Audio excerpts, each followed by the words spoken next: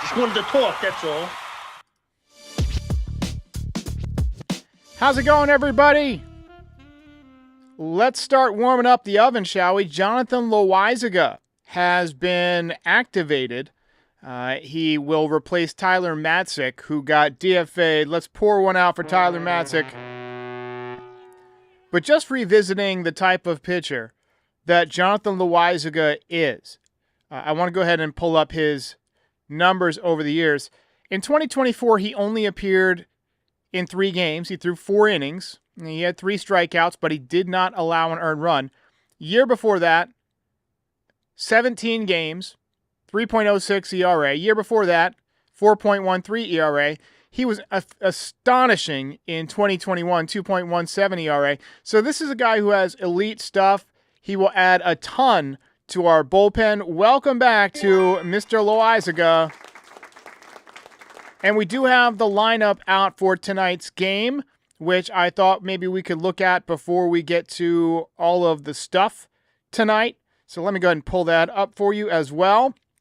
Trent Grisham is leading off. He is in center field. Aaron Judge back in the number 2 spot tonight.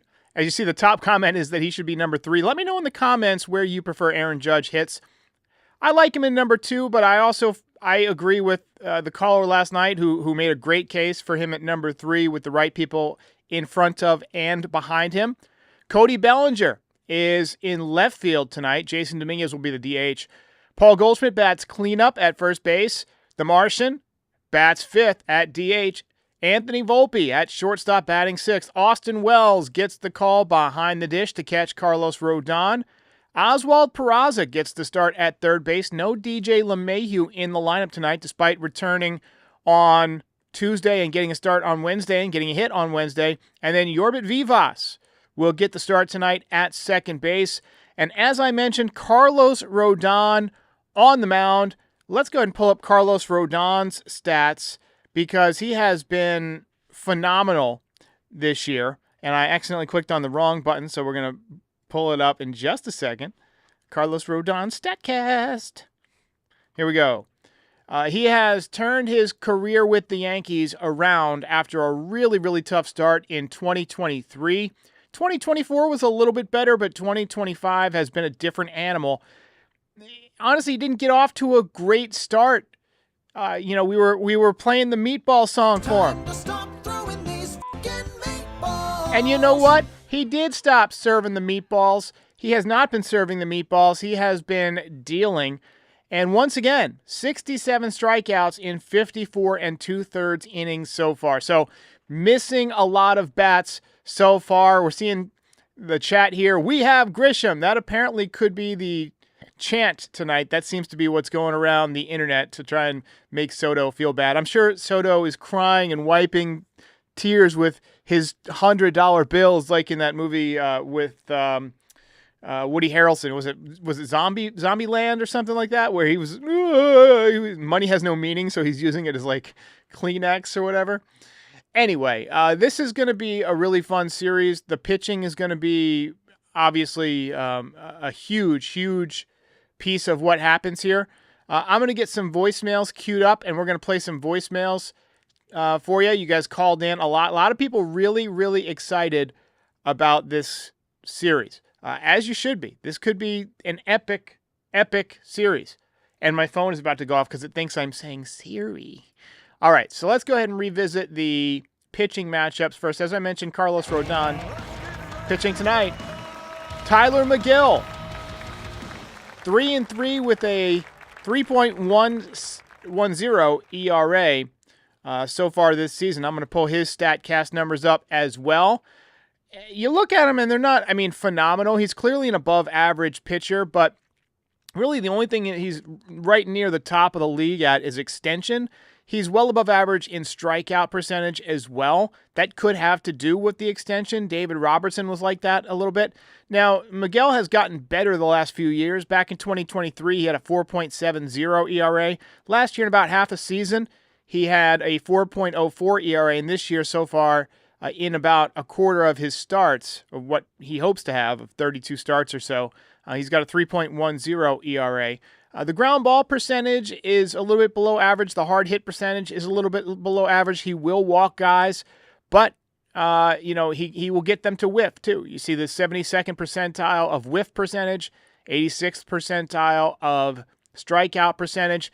He really throws 5 pitches, but 3 get more use than others. The four-seam fastball is his primary pitch, which leads me to believe the Yankees could give him some trouble tonight because they are a team that hunts fastballs.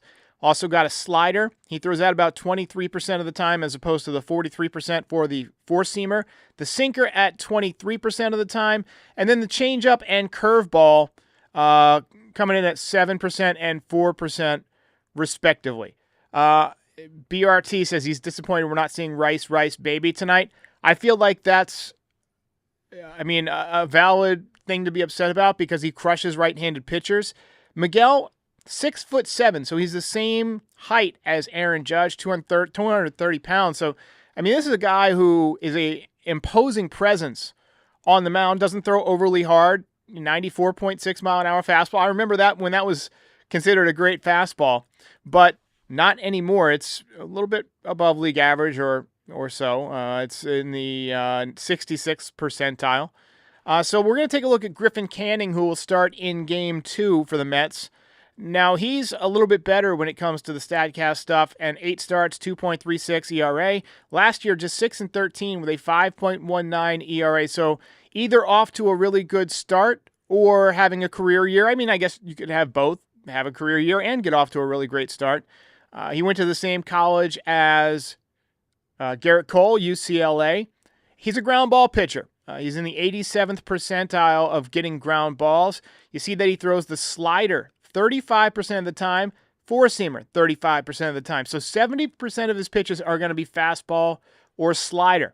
Changeup is his third pitch, and it really doesn't have a ton of separation from his fastball. It's at 86. Fastball's at 94, so you like about 10 miles an hour different. This is a little bit less than that. He throws a curve, a cutter, and a sinker. Doesn't throw the sinker as much as I thought, given his ground ball percentage being so high. You would expect the sinker to be his number one pitch, but he likes to throw that slider. So average exit velocity, not great. Guys do hit it hard. That could hurt him against the Yankees because they are a team that hits the ball hard and typically have pretty good launch angle sweet spots. But a lot of his other peripherals are great. He's slightly below average in walks and extension. He's pretty much the polar opposite of Mr. McGill. And then we're going to see David Peterson versus Max Fried in Game 3. Now, if you told me Max Fried was going to be 6-0 with a 1.11 ERA before the season, I would have said highly unlikely. Most pitchers have some kind of an adjustment period. Most free agents in general have some kind of an adjustment period when they come to the Yankees. I don't know if it's the pressure of the uniform, of the city, of the media, of just all the pomp and circumstance that comes with being a New York Yankee. He has been influenced by none of that. He has been fantastic. I would expect Dominguez to get that night off, as Peterson is a pretty tough lefty. Last year, you see a really good year, 10-3, 2.90 ERA in 21 games, 121 innings, 101 strikeouts. Year before that, he had more strikeouts than innings pitched, but last year, not the case. This year, he's back up right around even. 2-2, 8 starts, 3.05 ERA, 44 1/3 innings, 43 strikeouts. But as a lefty, he's going to have to deal with Mr. Aaron Judge, who I think is going to be hyped up for this series. We'll see if they pitch to him. But let me know what you think of these pitching matchups, who you think has the advantage. All right, so let's take a look at last 10 games for some Yankees to watch.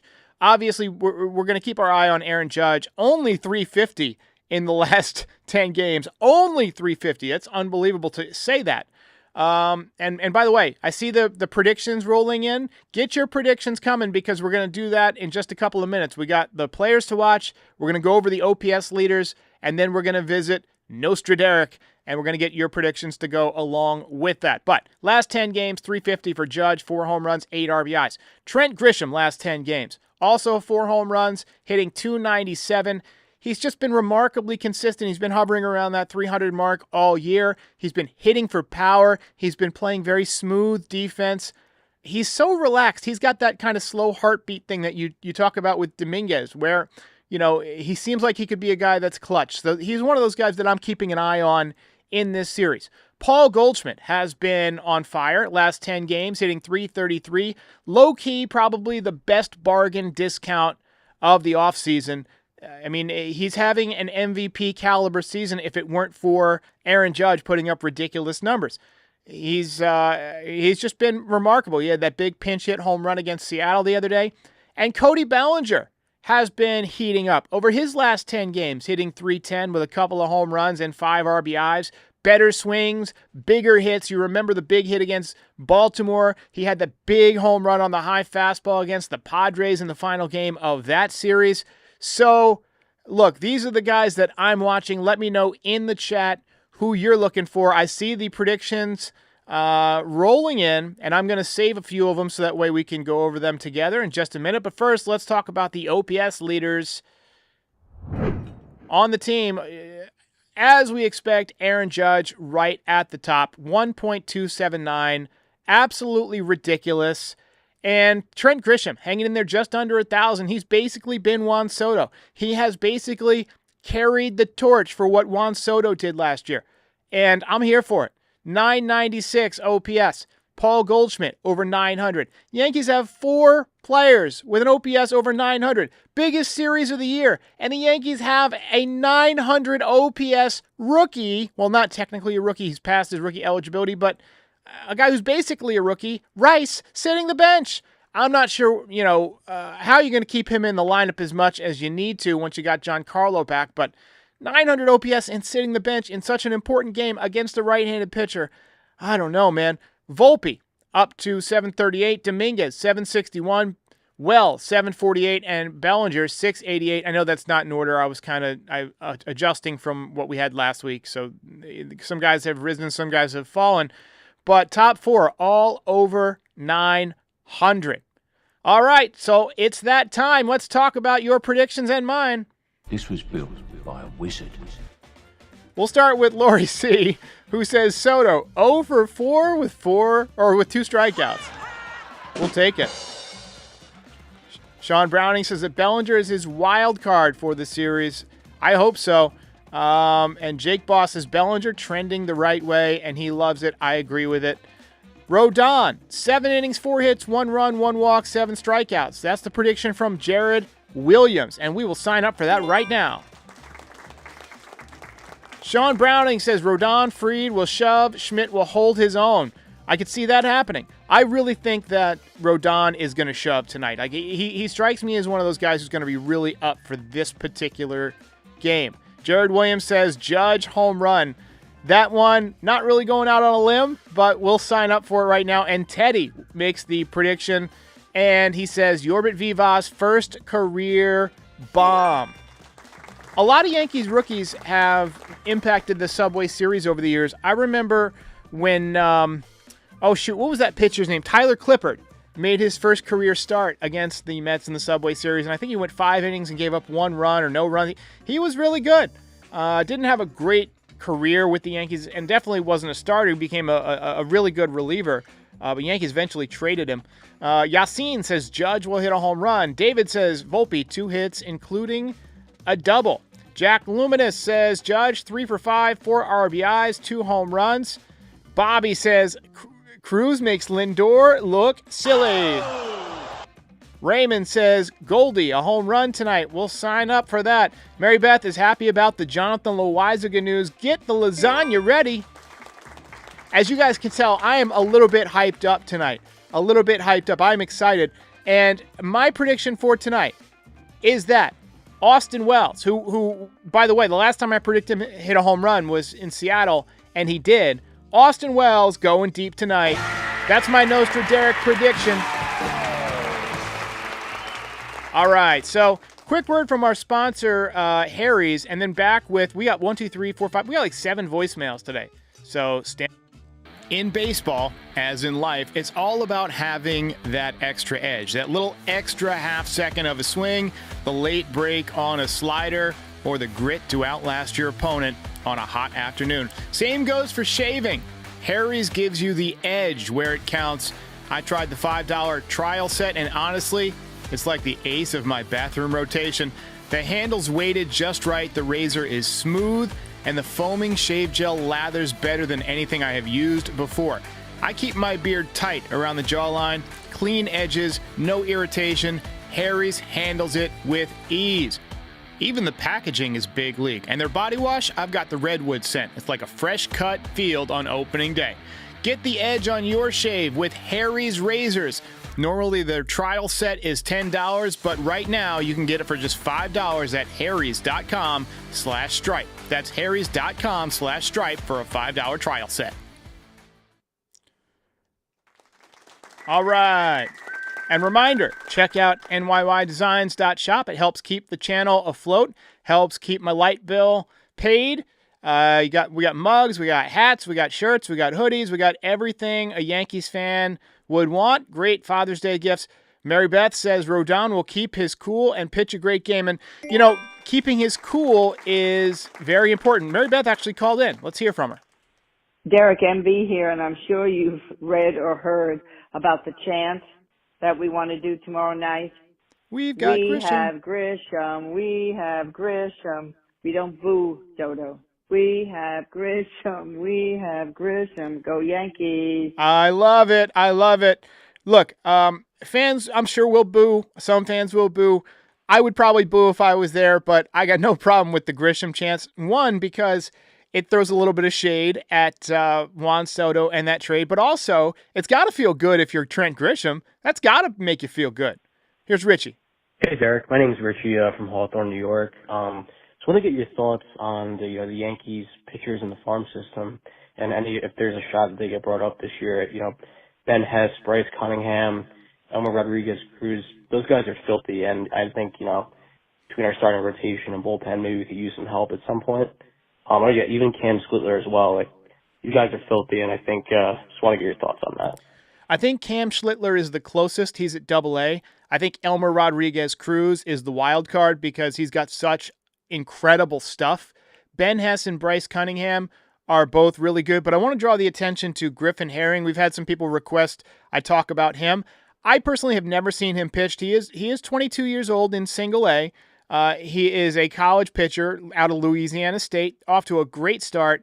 He won the Florida State League Pitcher of the Month, 3-1 with a 1.40 ERA, 7 games started. Look at the strikeout numbers, 38 and 2/3 innings, 48 strikeouts, and a whip under 1. Whip is walks and hits per innings pitched, so he is getting it done. He's a wild card. Keep an eye on it. But if I had to guess any of those guys making a start, I'd probably say Cam Schlittler because he's the closest. What's up, Derek? Ray from Long Island.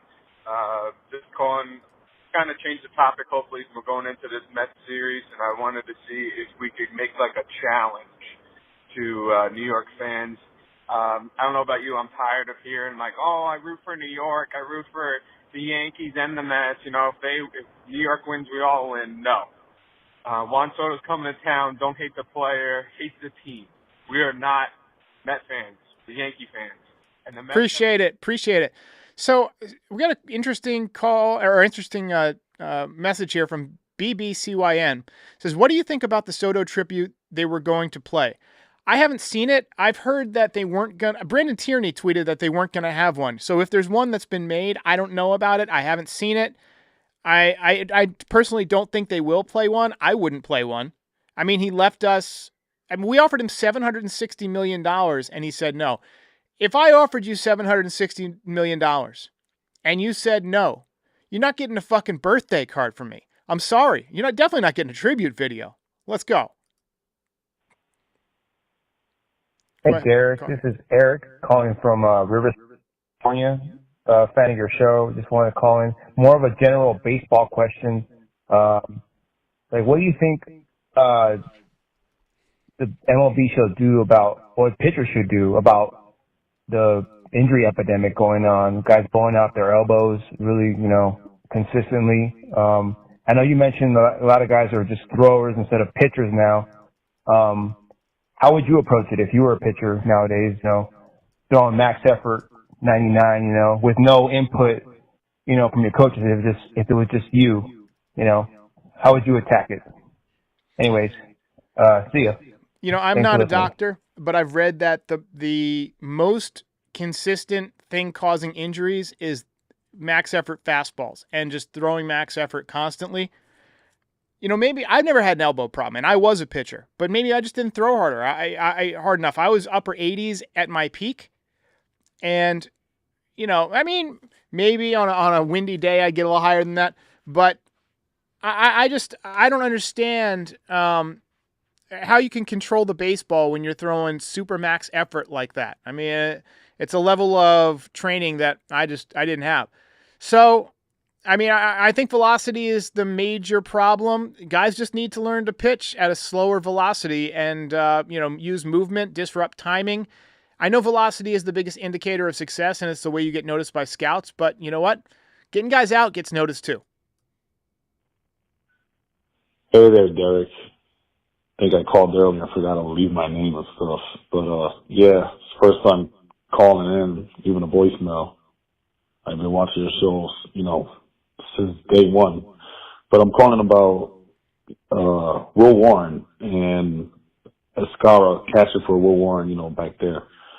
I hope it wasn't a coincidence that Boone has paired them up the last two games, and it's basically Boone noticing that the two do really good together and call a good game together because they've probably done it and so much and are familiar with each other in AAA, and now they're doing it in the big leagues. So, yeah, I was calling for that. And I'm going to a game Sunday to go to boo Soto as loud as I can. So you're ready, man. I appreciate Be the there call, Sunday, man. Boo Soto. Hopefully we sweep them. Go Yanks. Appreciate the call, my friend. So J.C. Escara pairing up with Will Warren does seem to get the job done. And Escara, for a guy who didn't make his major league debut until he was 30 years old, he looks pretty good. I mean, he's pretty good at avoiding pitches out of the zone. He's got good bat speed. I think he's a solid defender. His blocks above average and his framing are both great. I don't think his arm is that great, and his pop time isn't that great, but he steals strikes, which is something you want. So, hey, whatever we can do to get Will Warren pitching better, I'm all for it. This is a great call.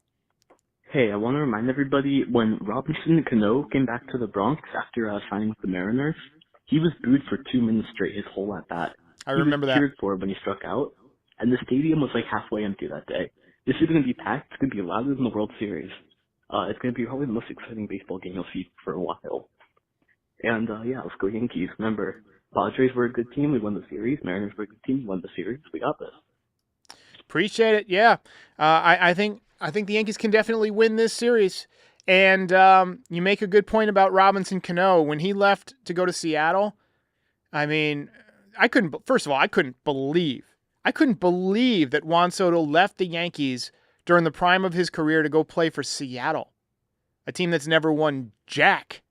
And, a team where there was really nowhere near the level of attention from, marketing standpoints as the Yankees had. I mean, he was all over commercials with the Yankees. You remember the commercial that had the guy from The Office? I forget his name. And then he hired Jay-Z, who's a Yankees fan, to be his agent, and he takes him to the other side of the country. And his career promptly went down the tubes. He must be the stupidest son of a bitch alive. All right, final call here goes to the save situation. Hey, it's a save situation again. I'm just looking forward to the Mets versus the Yankees and just watching some really good baseball games. I can't wait to see Soto and when he strikes out. And I can't wait to see Judge hit a home run against them. So I think I'm really good about this one. I think I think they're pretty evenly matched. I think the Yankees pitching and bullpen's probably a little better. But, yeah, I'm really excited to see this, and hopefully the Yankees come on top. Take care, guys. Appreciate it.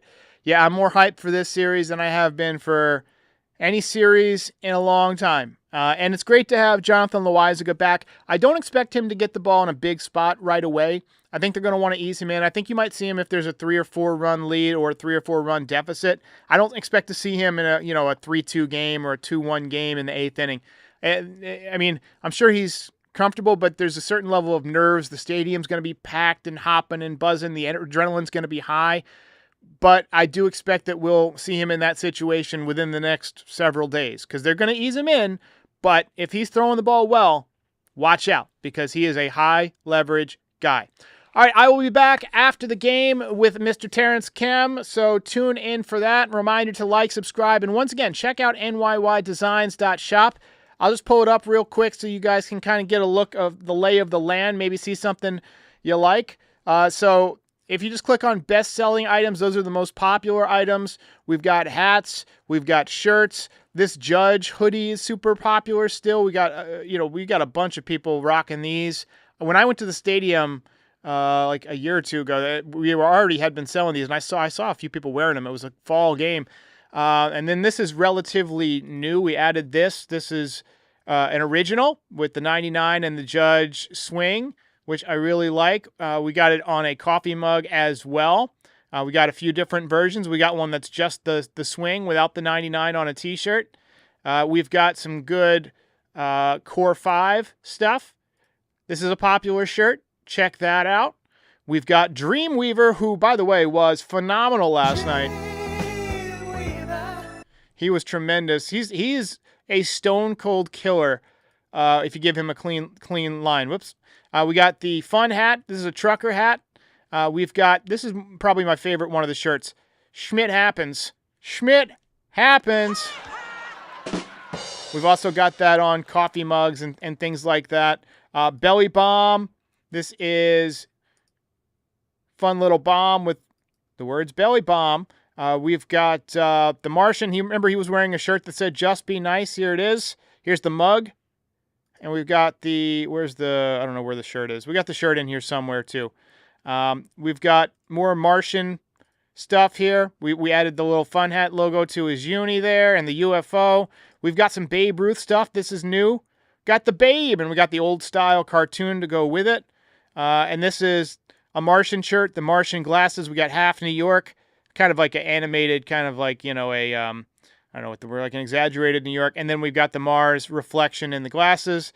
That one was one of my favorite ones to make. We've got Ben Rice gear. This is a fun one. Ben Rice with the 22 logo upper left. We got Jazz Chisholm. If you're a jazz fan, I know a lot of the kids love jazz. You like jazz? Max Fried. I'm going to get some more Max Fried stuff. This is Max Effort. I was going to do the HBO Max logo and just have it say Max Fried. But I'm going to do that. I'll do that at some point. Anyway, ladies and gentlemen, thanks a lot for tuning in, and we'll see you after the game again, nydesigns.shop. I'll see you in a few hours. Hey, while I've got you here, be sure to like the video and subscribe to the channel. Pinstripe Territory is the official Yankees podcast of the Foul Territory Network. We are home to the #1 most watched MLB postgame show on YouTube since 2021. We're here after every Yankees game and for reactions to all the best news and rumors during the offseason. Be a part of the show by calling into the voicemail 718-899-1068. Try to keep it clean for me. And if you ever miss us on YouTube, be sure and subscribe on all your favorite podcast platforms. Go ahead and rate us 5 stars. It'll help other people find the show. Thanks for watching. See ya.